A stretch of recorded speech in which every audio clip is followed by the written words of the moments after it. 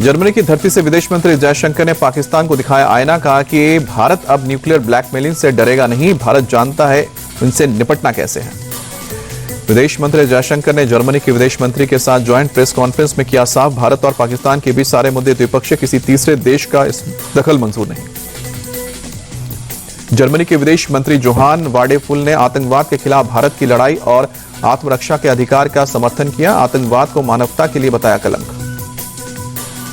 Germany में नई सरकार बनने के बाद पहली बार बर्लिन पहुंचे विदेश मंत्री जयशंकर ने चांसलर फ्रेडरिक मर्स से की मुलाकात, द्विपक्षीय साझेदारी को बढ़ाने पर हुई चर्चा।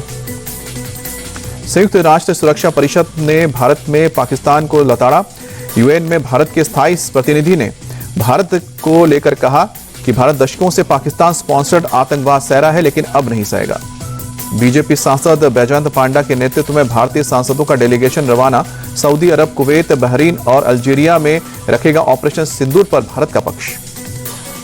कांग्रेस नेता शशि थरूर की अगुवाई में 9 सदस्यीय ऑल पार्टी डेलीगेशन आज गुयाना में किया रवाना, अमेरिका, पनामा, ब्राजील और कोलंबिया का दौरा करेगा।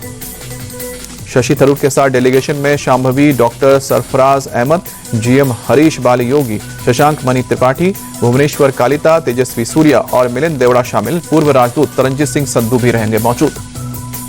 विदेश सचिव विक्रम मिस्री ने दूसरे चरण में 4 ऑल पार्टी डेलीगेशन को ब्रीफिंग दी, ऑपरेशन सिंदूर से संबंधित मामलों की जानकारी दी गई। विदेश सचिव की ब्रीफिंग के बाद शशि थरूर ने कहा, दुनिया में जाकर भारत का संदेश देंगे, अमेरिका में पार्टी नहीं देश की बात होगी। बीजेपी नेता निशिकांत दुबे ने कहा कि पहलगाम और उसके बाद की घटना दुनिया को बताना जरूरी है, ऐसा कोई देश नहीं है जिसने बाहरी आतंकवाद से लड़ाई ना लड़ी हो और हमारा मिशन सफल होगा। मॉस्को में भारतीय सांसदों के डेलीगेशन ने रूसी सांसदों से मुलाकात की, ऑपरेशन सिंदूर और पाकिस्तान के खिलाफ एक्शन की जानकारी दी। जापान में भी वहां के सांसदों से मिला भारतीय सांसदों का एक डेलीगेशन, आतंकवाद के खिलाफ भारत की प्रतिबद्धता को दोहराया।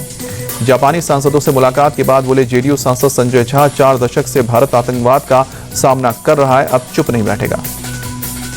कांग्रेस के वरिष्ठ नेता आनंद शर्मा की पाकिस्तान को दो टूक, कहा कि पाकिस्तान अपनी आदत से बाज नहीं आता, आतंकियों की करता है मदद।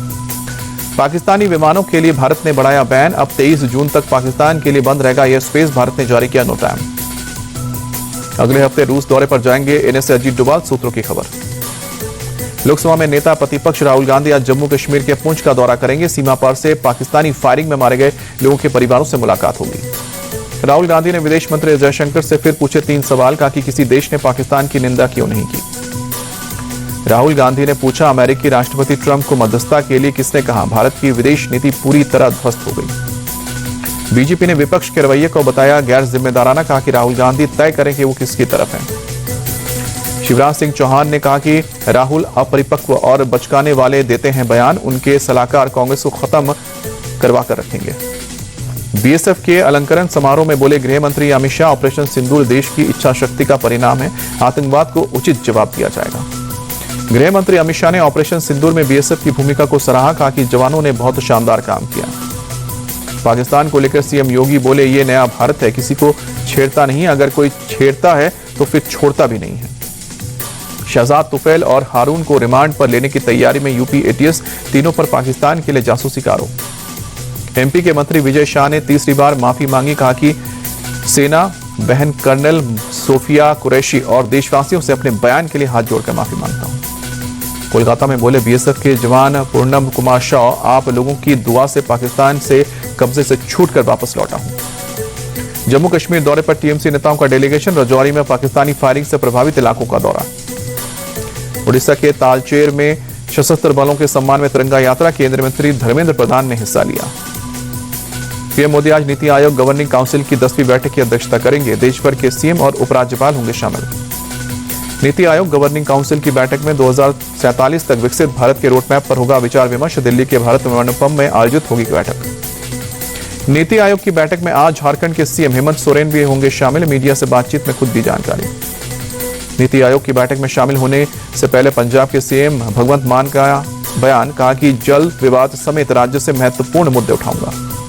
पीएम मोदी का 29 मई से 2 दिवसीय बिहार दौरा, बीजेपी दफ्तर में पार्टी के सांसदों और विधायकों सहित पदाधिकारियों के साथ बूथ सशक्तिकरण पर चर्चा होगी। जल स्वराज पार्टी के संस्थापक प्रशांत किशोर का बयान, बोले जनता बदलाव चाहती है, हर आदमी बिहार में बदलाव और सुधार चाहता है। कोविड-19 की एक और लहर ने दी है भारत में दस्तक। अब तक पूरे देश में कोविड के 312 सक्रिय मामले। दिल्ली में सामने आए कोविड के 23 सक्रिय केस। दिल्ली सरकार ने लोगों से कोविड के नियमों के पालन की एडवाइजरी जारी की है। कर्नाटक में कोविड-19 के 35 एक्टिव केस। बेंगलुरु में 32 केस मिले, किसी की मौत की खबर नहीं। गुजरात के महसाना में मकान के काम के दौरान हादसा। अचानक बगल की दीवार गिरने से 3 मजदूरों की मौत, 3 घायल। देवरिया में शेड लगाने के दौरान करंट लगने से 3 लोगों की मौत, हादसे में 5 घायल। अमृतसर में पुलिस 2 ड्रग तस्करों के बीच मुठभेड़। जवाबी कार्रवाई में 1 तस्कर जख्मी, पुलिस ने दोनों को गिरफ्तार किया। वाराणसी के चौबेपुर में तेंदुए का आतंक, हमला कर 3 लोगों को घायल किया। आईपीएल में आज दिल्ली कैपिटल्स और पंजाब सुपर किंग्स की टक्कर। जयपुर में शाम को 7:30 बजे से खेला जाएगा मुकाबला। आईपीएल में सनराइजर्स हैदराबाद ने रॉयल चैलेंजर्स बेंगलुरु को 42 रनों से हराया। हैदराबाद ने दर्ज की 5वीं जीत। हैदराबाद की टीम आईपीएल से हो चुकी है बाहर। पोलैंड में नीरज चोपड़ा ने जीता सिल्वर मेडल। जर्मनी के जूलियन वेबर को मिला गोल्ड। नीरज चोपड़ा ने 84.14 मीटर फेंका जेवलिन।